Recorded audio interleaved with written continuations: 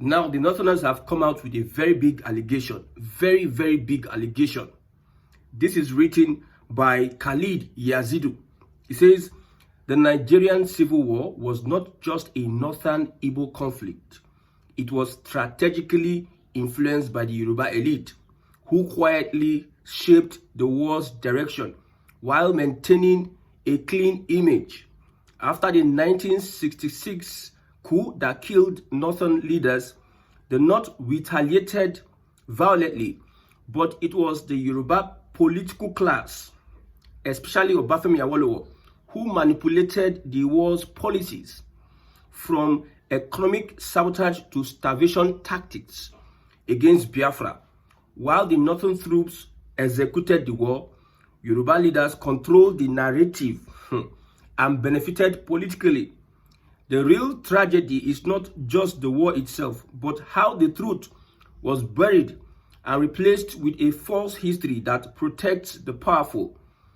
This hidden orchestration ensured that while the Igbo bled and the North carried the moral blame, the Yoruba elite secured economic advantage, federal power, proximity, and historical innocence. Today, that same silence continues as Nigeria is yet to officially confront or redress the deliberate starvation, property seizures, and systematic exclusion that followed. I repeat, Nigeria yet to redress the deliberate starvation, property seizures, and systematic exclusion that followed. A nation that hides its darkest truth will forever live in the shadow of its unhealed wounds. This is coming from a Northerner. Allegations that the Yorubas were the ones, the orchestrators. They orchestrated and manipulated the war into their favor. Yes. Now, it is time for politics. Northerners are out of politics. Northerners are not having a shot at power as they used to. Like I said, Northern Nigeria survives on power. If you take away power from them, they are like life support. If they don't have power, they cannot live. Northern politicians and Northern Nigeria. So there's one thing I noticed from this narrative. Whatever truth that is in this narrative, why is it coming now from a Northerner, especially the Fulani? Why is it coming now? The Fulani are masters in stoking division. They are trying to create a polarized political environment in southern Nigeria. You are blaming the Yorubas. You say it was the Yoruba political class, especially Obafemi Awolowo, who manipulated the war's policies from economic sabotage to starvation tactics against Biafra. Yoruba leaders were killed. Northern leaders were killed. What happened? Northerners went on rampage and started killing the Igbos. Pogrom in northern Nigeria started killing hundreds of thousands of Igbo. Remember, Yoruba leaders were killed. Northern leaders were killed in that coup.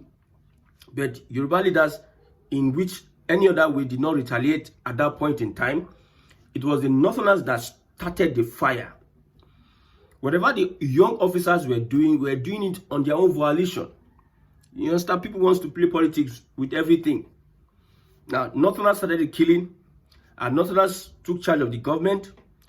Northerners were the one that executed the war. How would somebody tell me that it's the Yoruba elite that manipulated whoever in their own whatever? However, we know we have the media. The media contributed a lot to that war. See, and that major 1967 war is one of the major things that the British is using against Nigeria.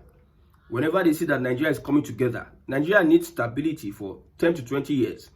But we will never achieve stability because of the effects and the insinuations. We have not told ourselves the truth about that war. Now, still, we say that we have looked past the war, but present-day Nigeria, disagreement, division, and a lot of things. You see, Gowon came out and spoke the other time that he was pushed to fighting that war. He wanted to unite Nigeria. Now, if you ask Gowon, who pushed you? Who did so? He will tell you, if he wants to tell you, that it was Northerners. The Yoruba politicians were smart politicians, and Yoruba politicians always use everything to their disadvantage. In a country that is divided, in a country with Yoruba, Hausa, and Igbo, what do you expect? This is a competitive environment. What do you expect? So because Northerners are out of power, they are trying to bring out this narrative that the Yorubas are the ones responsible for what happened during the 1967. They are responsible for the economic sabotage. They are responsible for the seizure of properties. They're responsible for the exclusion from power. My brother, I will not believe you if you are saying this. If the Northerners are trying to rewrite history, I will not believe you. What we believe is what we see. Look at the Northern Coalition now. Let's look at the coalition. We know that it is Southerners that should complete 8 years. What are the Northerners doing? Now, you want to sideline the South and present the Northerner, which is typical of the people in Northern Nigeria. The Fulani were bent. They used Kuwan to execute that war. The Britain never wanted Nigeria to be self-sufficient. That is why I will even blame Britain the more than even the Northerners. Britain, they are the orchestrators of that thing that happened in 1967. Using media and everything, supplying weapons to Nigeria and also doing all sorts. They never wanted Nigeria to be stable and become a better country in Africa than the West. The West never wanted competition. That is why we are where we are today. So no Northerner, because of their out of power, should come and bring any narrative or ideology or whatever and tell us that it is the Yorubas that manipulated. Okay, what should we do? What should we do? Now, okay, Northerners understand that it is Yorubas. What have the Northern political class done over the years to make sure Buhari was president? Igbos were worse hit under a Buhari. Is Buhari not a Northerner? Obasanjo was president. Igbo had a kind of breathing air under Obasanjo. Is Obasanjo not a Southwesterner? So all this narrative will not fly. We know that the Fulani has an agenda, and that agenda, they are consistent with it. I've said it that we did here together. Whatever narrative they are trying to push, we push it back. My brother, the war has been fought and gone. What we can do is to make sure that everybody is fairly treated. Who are those that are aligning against the Igbos? And the Northern are not part of those that are aligning against the Igbos. Never allow Igbo man rule again. Who are those piloting that kind of agenda? Are the Northerners not at the top of it? Is it not of recent 2015 that you have the Southwest aligning with Northern Nigeria? All these years that we have had Nigeria existing, what investment have Northerners, Northern head of states and president, how have they looked at developing Northern Nigeria? So you want to come and tell us that it is Yorubas that we understand the whole, see, everybody has a narrative. We understand where the real issue about the war. We understand that people are using it as an excuse to subjugate others and hold on to political power. They are using this as an excuse to align with one other person, and this guy is a bad person. Let's join together and call this guy a bad person so that we can have access to take over everything. 3 people are supposed to share a loot or a property. But 2 people join hands together, demonize the 3rd person and take over that property, and maybe just give the 3rd person crumbs because they are 2 and that person is 1. So this narrative will not fly. We understand that the North is facing difficult times under Bola Ahmed Tinubu. And I sympathize with Northern Nigeria. And I don't know why is it that the president or whoever, maybe after the Ileya festival, they are going to sign the tax bill, even though not perfect. Even though the former tax bill, the former bill is not as too different from the current one. See, the president need to sign it so that let's sympathize with Northern Nigeria the more. My brother, whether you like it or not, the war, everybody have a blame. If I say this thing now, Ahmed Bello, they were pushing an agenda. And it seems like those people that executed that coup wanted to stop the agenda of these people. because Ahmad Bello and co. indigenization policy, they were trying to eliminate the Igbos from the civil service and what have you, alienate them from everything. That was then, no? That was what the political class had in mind. So from onset, in the Southwest, we have indigenization policy. Awolowo, in the Southwest, something similar to what the North were doing. But the Southwest were more open, they opened their hearts. We know that the Southwest can play politics, dangerous. Every man is a political animal. Politics is what you need to play. In your own family, if you don't play the politics well, you're going to lose it. Even in the church, there's politics. Everything you do in the office space, you play politics in almost everything. So the actual aggressors are the northern elites coupled with Britain. And all of a sudden, the Southwest looking for a space, use politics to manipulate the whole thing. So nobody should come and, because now, the North is out of power. They are trying to cause more division, animosity. The North is always happy when the Yorubas and the Igbos are always having issues. They take advantage of that and they hold on to political power. That is the newfound weapon of politicians today. In Lagos State now, APC boys have taken over. How would they achieve it? When you see that there's a kind of resistance from the people in Lagos State, they now create this ethnic tension and divisions. And people now will, naturally, people will align with tribal and ethnic tensions. Then the politician will use it to his advantage because he's one that stoked it. And he will continue to dominate the political space and governance in that area because he believes if there's consistent ethnic tension and division, he will remain in power so long it lasts, how long it lasts. So that's the newfound technique of politicians today. So the Fulani, however, manipulated and dominated the Hausas, and using the Hausas and the position themselves politically, both state and federal level, taking over the economy, the politics of the Hausa people, taking over their education. Now that one even they shock me past. Their religion and tradition. Now that one they shock me past. The Fulani, very calculative and very systematic at it. And what even shocked me the most is that before your eyes, your culture, your heritage is being decimated and you can't do anything. In this century, the 21st century that we find ourselves, everything will be just going down the drain. You can't do anything. So whatever it is, Southern presidency is it. However, I want to speak the English. If it's either the coalition accepts a P2B into their fold and do what they need to do, make him as the presidential candidate, or they should leave it till next 8 years. And let me tell you, I will still repeat myself over and over again. If Tinubu is winning that election, North will see another part 2 of politics. Tinubu is teaching northern politicians politics now. Everybody is learning. Whatever politics they are playing, it is the North that initiated such barbaric and evil politics. They are the initiators of it. Even this nepotism under an APC, who is Buhari. If you go to federal ministries, this is not news. People they employ themselves now. You don't care. Southerners have been saying this over again.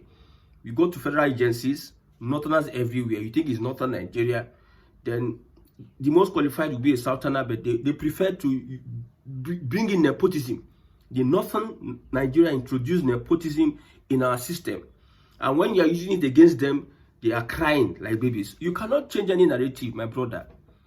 The problem we have is the Fulani. In Nigeria, then Nigeria's external problems are the imperialist Britain, UK, and what have you. The Fulani have said they are a willing tool that will be used by these imperialists to cause division amongst Nigerians. The Northerners are very angry that the Tinubu and co. very angry that Tinubu and co.